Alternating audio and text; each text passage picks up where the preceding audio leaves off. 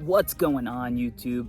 It's your boy Corey, the Wolf of Ball Street, and welcome to Big Board 1.0. It's been a long draft process. We are almost at the finish line, and today I'm going to break down my top 30 players in this year's NBA draft. At number one, look, there's no surprise. It is the guy who's been atop of my board and most boards the entire year. It's CADE Cunningham out of Oklahoma State. CADE is everything you want out of the modern NBA wing. He defends, he playmakes, he scores. He was the best isolation scorer in college basketball. He has a little bit of Jason Tatum, a little bit of Luka. He's kind of like the love child. He is going to be a lock to be an all-NBA caliber player for years to come. Detroit is going to get a good one if they do not overthink this.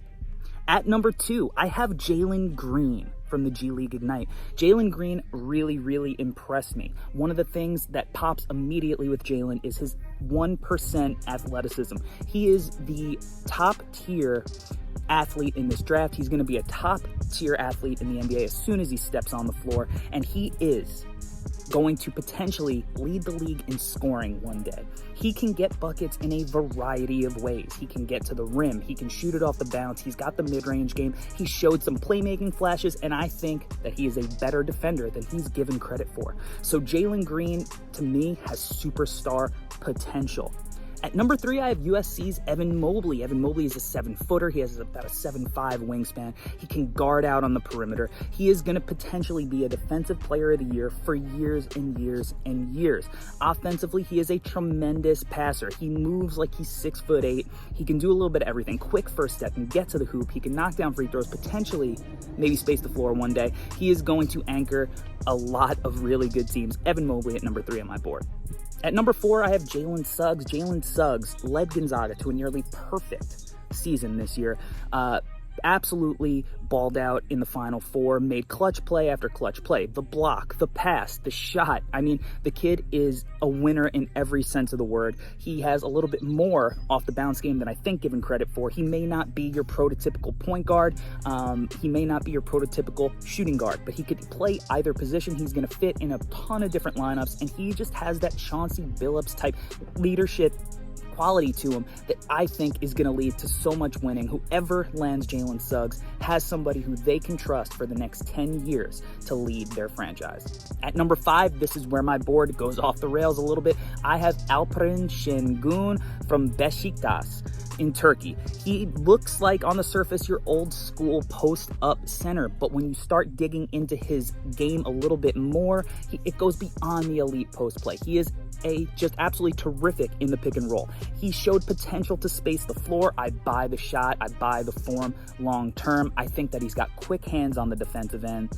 He can block shots when he's off ball. Yeah, there are some defensive concerns about guarding out on the perimeter, but I think that he is just so good. He put up, near historic production for an 18-year-old kid in a professional league, and that type of stuff is going to translate. I love this kid's game. He is going to come in, I think, contribute a little bit immediately, and then down the line just be a tremendous impact player for an NBA team. At number six, I have Baylor's Davion Mitchell. I just watched Drew Holiday play phenomenal defense all throughout the 2021 NBA players and the impact that has at the point of attack. I watched Davion do that en route to an NCAA championship. He is a guy who tremendously improved his off-the-bounce shooting. I don't think he's a 45% shooter at the NBA level, but I also don't think that he's a 30% shooter. I think that he's going to be able to get to his spots. He has elite burst, elite quickness, elite first step.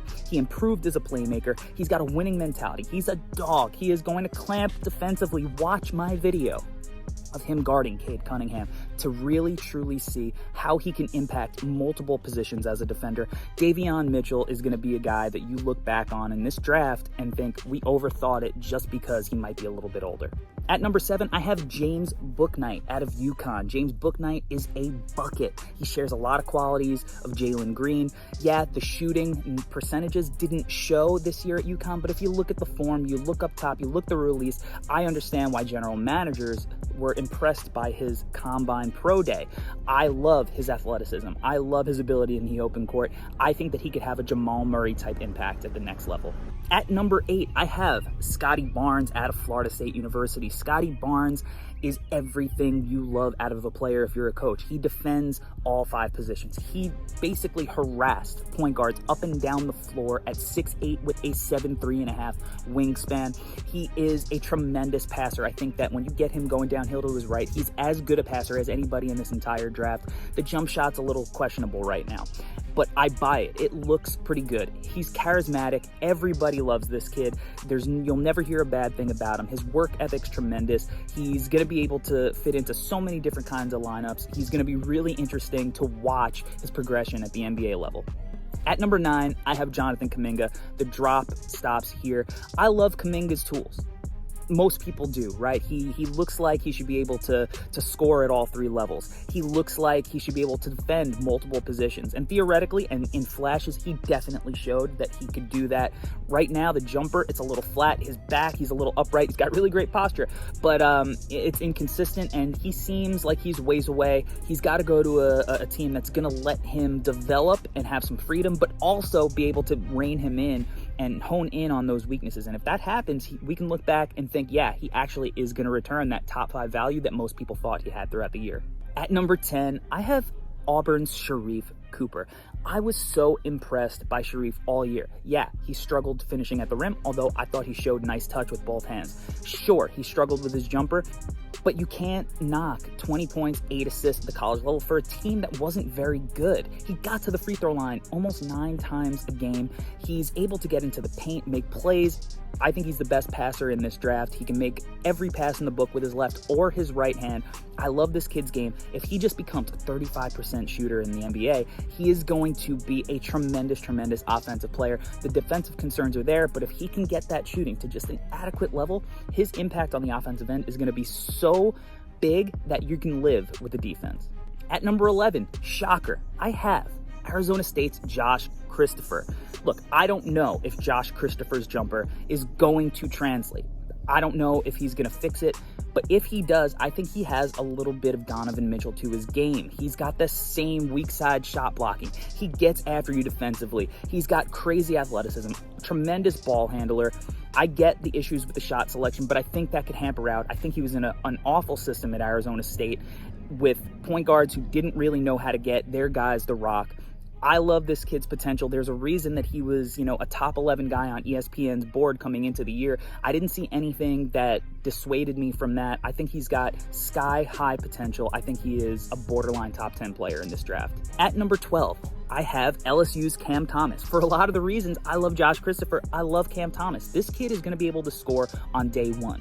I look at the NBA, it's about skill nowadays, and this kid could score from every spot on the floor. He's another guy, got to the line 8 times, shot almost 90% from the free throw line. So I'm not concerned about the 31% three-point shooting because he shot almost 90% from the free throw line. That just means he's taking some shots that he doesn't need to take at the next level.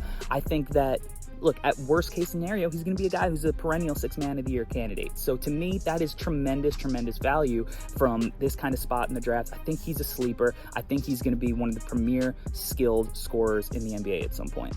At number 13, I have Josh Giddey from Australia. Giddey, 6'8", point guard, right? I think he's going to be able to play multiple positions. You can play him at the wing. You can let him run offense. He can make every pass in the book, left, right hand, a lot like Sharife Cooper. Like Sharif struggles with his jumper a little bit, but it looks like it's gotten better. And it's not, going to blind your eyes when he lets it fly. I like Josh Giddey. I like what he brings to the table, his creativity. He sees things before they happen. I think he's going to fit right into the NBA by making guys better as a connector. I think he's got a lot of potential if that shot comes around. Josh Giddey from Australia. At 14, I have Trey Murphy out of Virginia. Look, we see the value of these 6'8", 6'9", 7+ wingspan wings. We've seen the Atlanta model. We've seen the Phoenix model. You can never have enough of these guys. Trey Murphy shot 43% from 3. He shot 93% from the free throw line. He is just going to be a guy that you could put anywhere, and he's going to be versatile enough to play multiple positions, to guard multiple positions. He's going to be a guy who could play off your star. I love this kid's potential. There's a reason his stock is rising, and I'm all for it. Trey Murphy, I think, is a lottery talent. At number 15, I have the other Baylor guard. I have Jared Butler. Jared Butler has been slept on. This kid's game is beautiful. He could do a little bit of everything. He reminds me a lot of Malcolm Brogdon on the court. He's got a beautiful stroke. He can play make. He defends. All defense first team. The Final Four most outstanding player. He's got a winner's mentality. I think that this is a kid who could provide top 10 value when we look back on this draft. He just knows how to play the game of basketball the right way. He's a coach's dream. I love his game. Both ends. Kid's a winner. At number 16, I have Florida's TREY man. TREY man is a step back king. This dude off the bounce shot 40% from three. One of the best isolation off the bounce shooters in the draft. He can penetrate. He's got some work to do as a playmaker, but I think that his game is a model to follow in the modern NBA point guard. You know, I think that he's a guy who's going to be able to score at the NBA level, and we can look back at a couple of years and see that this is a kid who all the signs were there for him to be a 20-plus point per game scorer. At 17, I have Gonzaga's Corey Kispert. Knockdown shooter, older guy, gonna do a little bit of everything, plays the game the right way, not gonna kill you in any one area, but he knows his role. All right, and a lot of times it's nice to be a jack of all trades, but Corey Kispert is a specialist in one particular area while not being super weak in the other areas. He's going to be able to play off your Kevin Durant's, your LeBron James, your Trae Young's, your Julius Randle's. You could put him anywhere in an NBA offense and he's going to find a way to get open and knock down shots at an efficient rate. He was great in transition. He was great around the rim as a finisher. He plays defense in a team structure. Corey Kispert, I think, is a guy that if a team took him in the lottery, I wouldn't be surprised and I wouldn't be against it, because I think that he's going to be able to play off, complement, and provide tremendous spacing for whatever team that takes him. At number 18, I have Moses Moody out of Arkansas. Part of me feels like I'm sleeping on Moody a little bit, and then part of me thinks when I was watching this film, I just didn't see that extra gear, that extra pop. I'm not worried that he didn't have the best tournament. I think he showed a lot of positive signs. He's got a 7'1" wingspan at 6'6", so he's going to be able to guard multiple positions. He's going to be able to space the floor, be a complement. He's got a little bit off the bounce game and a little bit of a game in the mid-range, which I like, but there's just something missing with Moody for me as far as aggression and his handle and getting to the hoop. I think that if he ended up having a couple of seasons where he was closing in on 20 points per game on, a particular team, it wouldn't shock me, but I think that he's a pretty safe bet at this part of the draft. At number 19, I have Franz Wagner out of Michigan. A lot of people will, think of that last game from Franz, but this is a kid who does a little bit of everything. Tremendous defender, 6'9", 6'10", good size, moves his feet, gets after it, and then on offense, he can handle, he can grab and go, he can play make, he can shoot it a little bit, he's gonna finish. He's, not the sexiest player, but he's a guy that if you just need somebody to plug and play and help your team play basketball the right way, be a connector, this is a guy that's really going to help your team. At number 20, I have Kentucky's Isaiah Jackson. I actually think I'm sleeping on Isaiah Jackson a little bit here. I tried pushing him higher, but this is a deep draft. This is a kid who, he's just scratching the surface, man. He's 6'10", long wingspan, super bouncy, runs the floor like a gazelle. He's going to have a role in the NBA at minimum being, a rim runner, lob catcher who defends block shots on the other end. He can defend out on the perimeter, switch out. I love that he blocks shots with his left hand. I feel like he's got a whole lot of untapped potential. He showed, the ability to shoot it in the mid-range. Maybe he stretches it out one day. I feel like he didn't get to show everything in Kentucky, and maybe he'll get to show it in the NBA and make us look back and think that this is a kid who returned top 10 value. All right, at 21, we have Usman Garuba out of Real Madrid, another guy I feel like I'm sleeping on. This is a kid who's 18, 19 years old, and he's playing big minutes in the second best league in the world on one of the best teams in the world in Real Madrid. So I feel like I'm sleeping on him. He's got a little bit of the Draymond Green vibes. He's going to guard 1 through 5. He can make plays out of the short roll. The shots coming around. I love Usman's game. I love the passion, the intensity that he plays with. He's going to be an impact player in this league and one of the best defenders, possibly an all-NBA caliber guy. At number 22, I'm going to take Jalen Johnson. I actually feel like I like Jalen Johnson's game more than a lot of people do, but I have him all the way down at 22 because the concerns are real. The jumper, he shot it well as far as percentages go, but it doesn't look that pretty. He's got tremendous grab and go and kind of like the ability to protect the rim and play in the passing lanes and this awesome athleticism, but he's a little bit raw in putting it together. I don't really think he was great creating opportunities in the half court, but if you told me that he can come in as a role player and kind of play like a post prime Blake Griffin, I would say he could have a tremendous impact because he does a lot of these really special things. The vision, you know, the ability to just yam it down your throat, and he runs the floor. He can make these blocks out of nowhere that make you go, holy shit. The kid's got special tools. If he puts it together, he can be a special player. At number 23, I have Bones Hyland. Bones' game is pretty simple, man. This kid could shoot it from anywhere. As soon as he gets in the gym, at any range. He shot 8 threes a game, 37%, was shooting from the logo, and still hit it at a high clip. He can get to his shot at any spot on the floor. He's going to be able to stretch it out for you, become instant offense. You could see him kind of being this year's Emmanuel Quickly. You know, just that instant impact as a shot maker in the NBA. At number 24, I have Keon Johnson. Keon Johnson is a coach's dream. He plays hard 100% of the time. He's going to get after it on defense. He's never going to show you a moment where he just is taking a possession off. But he's really raw. You know, he's got Tasmanian devil energy, and sometimes he is just trashing the place in the best way possible, and other times he's trashing the place and you go, how are we going to fix it? You know, he'll make this tremendous steal on defense and then run all the way down the court full speed and, you know, get a charge on the big man in transition.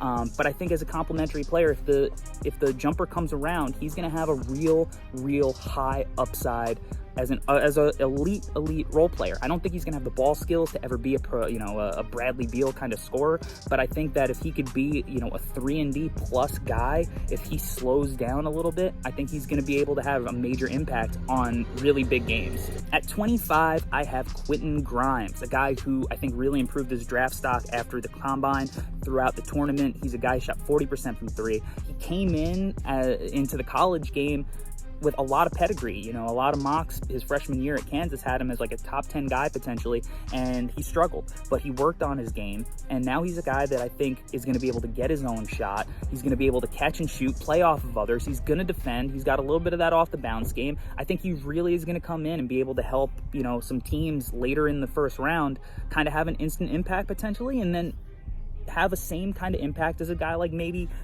Cam Johnson did in Phoenix, where the older guy comes in, helps the team early on in his career.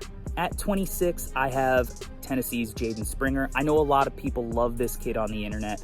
I love his defense. Offense, I'm a little bit worried about. I think he's more of a 3-and-D type point guard. I don't really see the playmaking, the shot creation potential that a lot of other people see. I'll be happy to be wrong there, but I think he's more of a guy who's going to come in and just try to hamper you on the defensive end, get up in you. He's going to make smart rotations, and then he's going to knock down shots. He's got a pretty shot. I think the volume will be fine at the NBA level, but I don't see a lot of it off the bounce. I think he's more going to be a complementary piece. At number 27, I have Chris Duarte out of Oregon. Duarte, he's 24 already, so he needs to have an instant impact, but he's got a lot of tools. He's got a buttery smooth jumper. He's got the ability to throw it down on you if he gets a little bit of space. He's going to be able to defend a little bit and hopefully come in, play a high IQ game. I love kids that come out of Oregon. We saw him with Peyton Pritchard last year, came in, had an instant impact for Boston. Duarte, I think, has a chance to do that for one of these teams at the back end of the first round. At 28, I have Isaiah Todd. Now, a lot of people have Zay Todd in the second round, but I think that he showed a lot in the G League bubble. I thought that he showed the ability to stretch the floor. I think he's going to be able to guard multiple positions, and I think that if you watch the finals and you saw the impact of a guy like Bobby Portis, then you can buy into Isaiah Todd at the very least playing that kind of role on a really good team. So I think that Isaiah Todd is kind of a sleeper in this draft, and I think he's a guy that teams should bet on at the end of the first round. At 29, I have Kai Jones. I know a lot of people are really high on Kai. He's new to the game. He's got all of these athletic tools. He's showed the potential to guard these, you know, elite prospects out on the perimeter. He runs the floor like a freaking gazelle. He's a great dump off guy who's just going to throw down monster jams. He makes these plays that just make you go, holy shit. He shot 38% from three, so maybe he could even stretch the floor. We don't know what he is, but to me, he's just a little bit raw. You know, he's new to the game, but that means that he's really far behind as far as, you know, the principles and the understanding and the IQ of the game. So even though he does all of this crazy holy shit stuff sometimes, to me he's just so far behind. I think he's a big risk if you take him in the lottery. I think he's a back end of the first round kind of guy. And finally, at 30, I have Miles McBride out of West Virginia. You know, 6'1", 6'8" wingspan, really gets after it defensively.